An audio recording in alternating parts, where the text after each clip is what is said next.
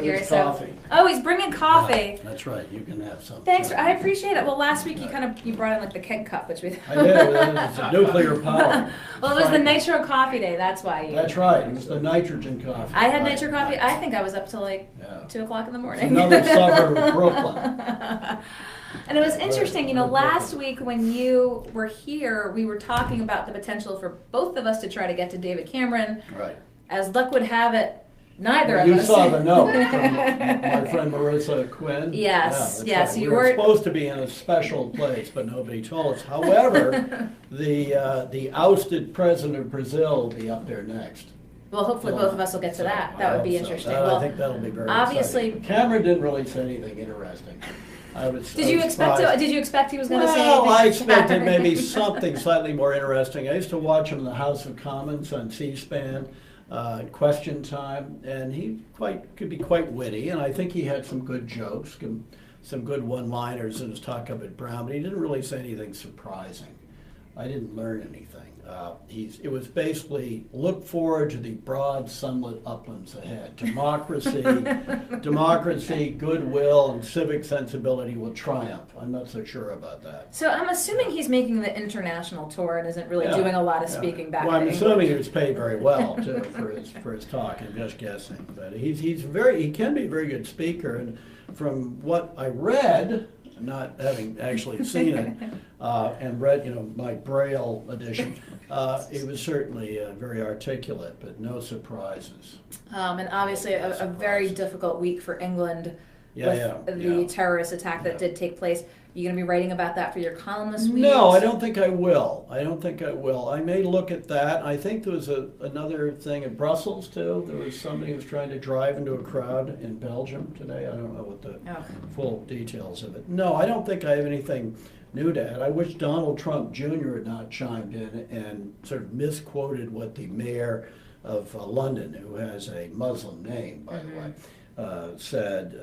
He was misquoted as saying that, this is what happens in cities, no big deal. He didn't say that. The mayor said, well, all big cities have to have security for this kind of thing, to stop this kind of thing. So I wish Donald Trump Jr. had not made that comment. But you're going to have terrorism always, everywhere.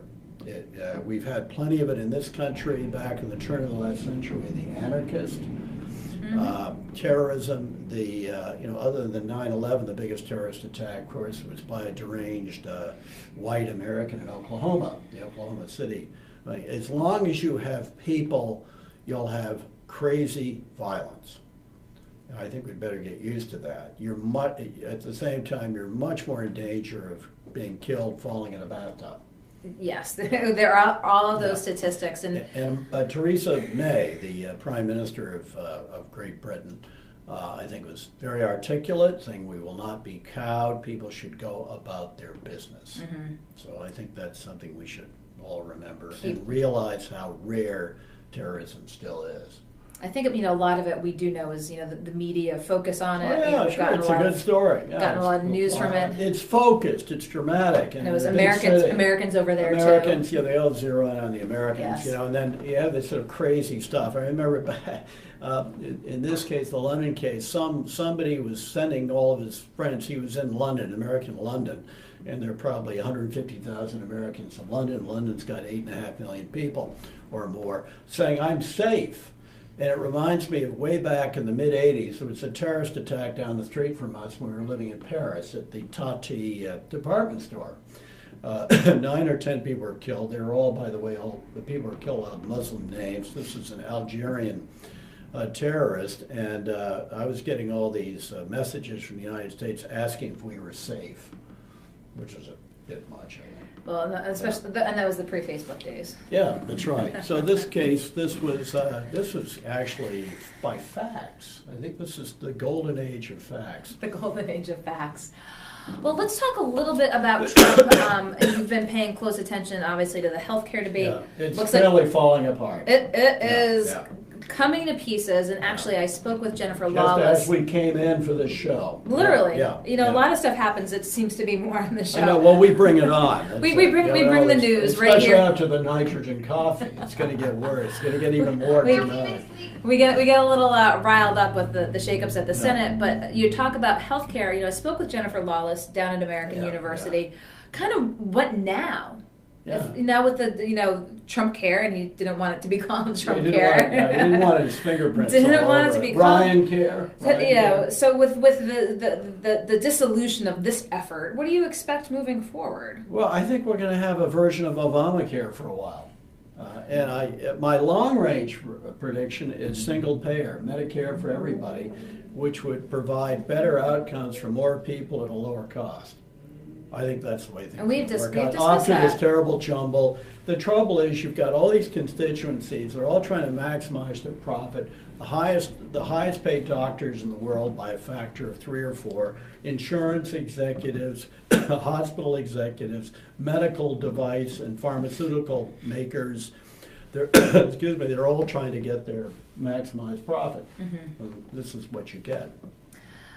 And what do you say to the Republican Party that the new leader of the party was going with perhaps what was maybe too moderate of approach for the conservative side? Yeah, for the caucus, so-called Freedom Caucus, for the Freedom very, Caucus, very right wing. So we've known about the fissures in both parties, both in the Democratic side and the Republican Party, especially after this contentious election season. How do you see that playing into not just healthcare but other factors? What is the position of the Republican Party? Well, I think what you're going to find, and including with the Democrats too, I think you're going to find, as John Kasich, the governor of Ohio, sort of implied, the parties in some ways are falling apart. For example, there's still some so-called moderate Republicans, mostly from the Northeast.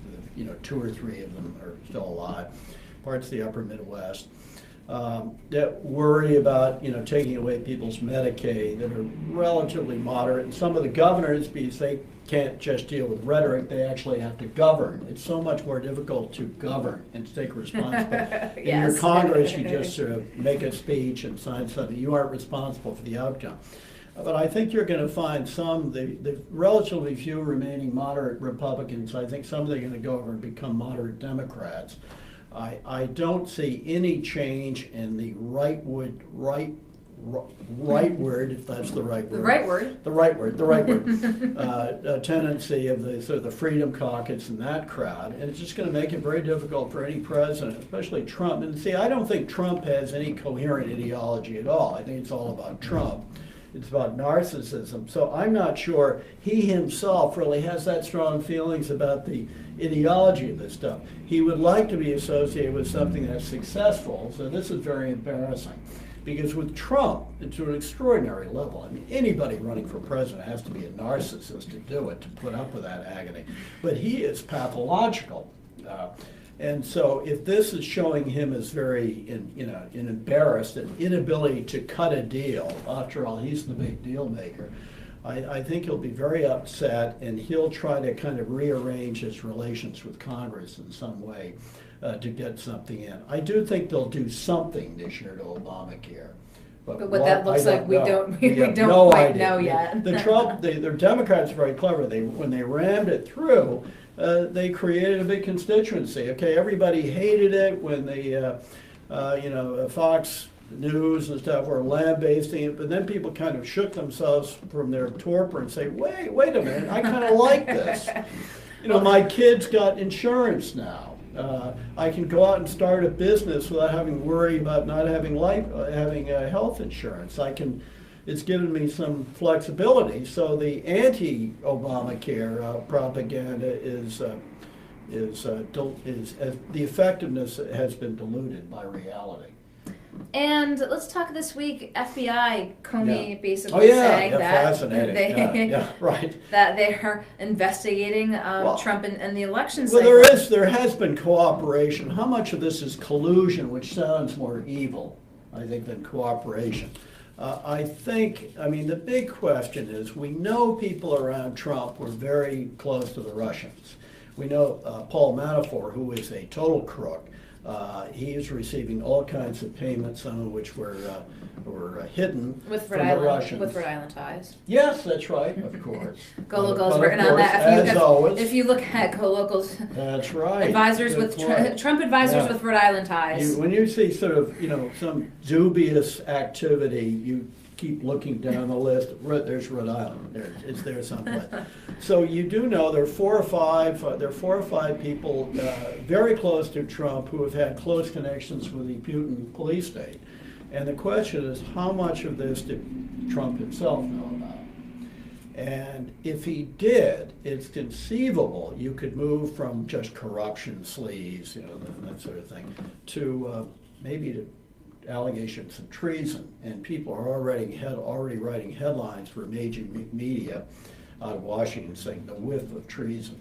The whiff of treason. The whiff of treason. Yeah, working for a foreign government, not only for a foreign government, but for an astonishingly corrupt foreign government that kills its opponents and invades neighboring countries. So these, it's not as if we're being subverted by Belgium or something, or Switzerland. These are nasty, nasty people in the Kremlin. Well, as I mentioned, I've talked with folks. It'll be interesting to see what comes out of these investigations because, on the left and on the Democratic side, of course, they are salivating. Oh, they're angry because they think the election was stolen. They're angry. They're salivating. There's folks who are already moving to there's going to be impeachment. Yeah. I mean, what would that even look like? I don't know. You'd have to basically get the president something like a treason charge. Not just corruption, but a treason charge. The grounds would have to be that trumped up. Yeah, trumped up. And maybe we're heading that direction. Maybe we're heading that direction. However, it's going to be very difficult. The Republicans strongly control Congress. And unlike in Watergate, of course, where the Democrats controlled Congress, so you could push that forward. I think there's an argument made. This is more serious in some ways than Watergate. In some ways, you've got subversion, cooperative work with an enemy. Well, it's certainly captured national attention. It's the focal point of national news, and that's what I love about your columns. They're always a combination of local and national, and fun stuff too. This week you had the Citgo sign. Yes, the hallucinogenic, much beloved by potheads in the late '60s. I thought that I actually had it written down. Yes, I was going to repeat that line. What's going on with the Citgo sign? Yeah, well, they're saving it. There was some time about taking it down. It's over near Kenmore Square, Fenway Park. Yes, and of course. I guess there was I think someone in the mayor's office came up with a way of keeping it up there. Who wanted it down? I think the real estate owner, the owner of the building on which it rested. There was a change in ownership, but there was, of course, a huge uproar, as if that's really important. Like, as compared to Charlie Baker for a while considering whether to yank weekend commuter service in the MBTA, which I'm very happy to announce that he has pulled back on. That would have been a false economy. He wanted to do that. I've got to mention something about Providence. Interesting, I thought of when I was walking over here. The proliferation of hotels and hotel projects. And I was just talking with Michael Sabatoni. It's astonishing, really. I don't know if the public's really that aware of it. And I think this is probably, I have some reservations because will they have enough customers to fill up these places? Having said all that, it's something of a vote of confidence. Look, because hospital, or rather hotel construction takes some years, and before they can be fully successful, some more years after that. So you're really looking at, say, the next 5 to 10 years. And if all these big hotel companies and developers are saying, hey, we really need to put a hotel in Providence, I think this is a very good sign. The other thing, kind of aesthetically and psychiatrically, is that it's filling in some holes, like the one over near the district court, U.S. The triangle parcel, which has been a sort of windswept mini Russian steppe for many years. Getting a building in there is a mini Russian steppe. And if they could start plugging some of these windswept parking lots, it would be very good too. Contrary to what a lot of people say, parking lots are killers for cities. They tell people the city is dead. And, cities should be tightly built. And, assuming you've got mass transit and all the things you need to make it happen. That's a very good sign. The other good sign is spring is here, and it'll be almost bipolar. As we look outside, it's a little cold outside. Bipolar New England spring, with potholes. First you start off with the crocuses and the snowdrops. They're tough. They can come back from a hard break. Then there's a good sign. The more fragile flowers like daffodils and tulips come up. And as I said... Do you have a green thumb? Sort of. Yeah. Oh, sort of a green thumb. Yeah. I wanted to mention one thing you were talking about with the hotels. I use plutonium to kind of give them a little boost. So, yeah. Gardening with Bob. Yeah. That'll be our next segment. Right. But let's talk about the demolition of the Fogarty building. As you know, the brutalist style. The brutalist style, and you like do know the Harvard Science Building. Yes. The northern end of Harvard Square. Boston City Hall is a classic Fall example. River City Hall, which you have to drive under very fast. You'll get hit by masonry. People have embraced, some people, not all people. Some people. There was a funeral. About 5%. There was a funeral for the Fogarty building. I saw that. Of the folks. Do you think that folks embrace it? Is there that much of an embracement of brutalist architecture? No, it's been a disaster. And not only a disaster because it's hideous to look at. It's so unorganic. The other thing is they don't hold up very well. They leak. For some reason, all the big brutalist buildings leak. Something about the construction, between the walls. And you saw Go Local's piece of other examples of architecture. Oh, I thought that was hilarious. That was other great. examples of architecture around the city. Took pictures. Yeah. Science Center at Brown. Hideous. What were they thinking? Especially when they put it up when Brown had this huge deficit. I mean, totally intolerable. And you have to wonder if any of these are actually on the chopping block, or it's just our musings of aesthetics of what should really go. Well, it was a great thing. It was showing this idea of kind of getting down to the fundamental structure of a building. I grew up with this because it was modernism. I mean, one of the great final examples of this in New York, of course, was the World Trade Center. The Rockefeller, especially Nelson Rockefeller, loved modernist architecture. But until the last few years of that, they were hated. Mm. And then, of course, when they were destroyed by the terrorists, they were loved. Yes. But they did reach a level of appreciation while they were still there. Yes. But I don't think we should be. I don't think we should be married to something just because it's all the Industrial National Bank building, aka the Superman building, and it was not the Superman building. That was Los Angeles. Yes, City indeed. Hall. I've never been. While the inside is impressive, so far as Art Deco buildings go, I've never been that enamored of it. The outside materials is rather unattractive, and that kind of incinerator top. As we're looking at it from our location in the studio. Keeling over, it's going to fall on us. Well, I mean, it's just that symbol of downtown Providence and the vacancy and where it had used to be and its vibrancy. And it was a huge bank too at one time, one of the biggest banks in the world. And it had the highest. I think it had the highest level of deposit rates for the bank when it was there. Yeah, and it was the highest building in New England, I believe, for a while. It was the Customs House in Boston, and then this thing. Well, all eyes are literally and figuratively on it again because being empty. And then the last effort they had just to do simply residential during a time of which there was no appetite for it. Right. It'll be interesting, we had both the representation from the ownership and commerce and talking about, trying to get businesses in. It looks like they're Well, we've talked about this on the show. I think, design studio, stuff like that. Maybe some small law firms, and maybe with good marketing and fixing up the top, you could get some basically penthouses up there, high stuff. It would be nice also if they had what they had years ago at the top of the top of the Biltmore, which was a pretty nice, you weren't around here then, pretty nice restaurant. And since Providence has such terrific views, that sort of 18th and 19th century view over to College Hill and down the bay, I would really love it if you could get a nice restaurant at the top of that. It couldn't be that big because it's stepped. Because of the way it goes. How neat would that be? Stepping, yeah. Well, we'll see. I mean, we literally keep an eye on it from this location out here. No, absolutely. And so before we let you take off for the day, what else might be on your list of things to write about for the weekend? The other thing, it kind of, it's a reference a little bit what we've been talking about. I'm encouraging people to think horizontal in on social media. Get out of the verticality. Get out of your Just silo move of it. only looking at. That's right, or right and left. It's much, psychologically, it's much healthier. The other thing is, maybe I shouldn't be saying this on a news show that appears on the internet, but don't feel compelled by the craziness in Washington to look at your computer every 10 minutes for some latest outrage. It's bad for you. People need to step back and reflect. There is a psychology. Yeah. There is absolutely You get an psychology. adrenaline rush and dopamine and from looking. And then there's the looking and screening. desensitization when there's a slow news like, oh, we That's see right. it here. We absolutely That's right. 100% Oh yeah, see it no, here. it's all over the place, and I've certainly been a culprit in this stuff too.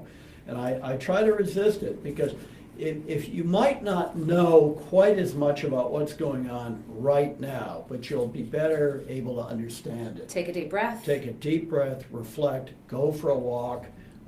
Should I say this? Read a book. And when you do back. go see the news, as you said, take a variety of sources in so that you get different vantage points, not just the ones that you agree with politically. And I agree with you 100% on that Try approach. to talk to people who you're pretty sure don't agree with you. Absolutely. I wish we could get out of these silos. I think Go Local does a very good job of kind of churning it up with wide range of views. We have all across the spectrum, and that's what we've always set out to do. And provide just the best information and commentary and news that we can. And this is obviously just one way, one little, and we've mixed it up with video, but we also, do everything. So appreciate your coming in to impart your wisdom here. I always appreciate. One other thing. You know how these magazines do these most beautiful campus, most websites. What's this, Thrill List or something? The name of it. I wanted to say, since we have some viewers in Worcester, that the Thrill List called the College of the Holy Cross, which we just called Holy Cross the most beautiful. Most beautiful. I violently disagree. I find it cold and forbidding. It's on a hill, as you know, windy, cold, and I wanted to put in a plug for Worcester Polytechnic Institution, which actually has a beautiful campus, which very few people know about.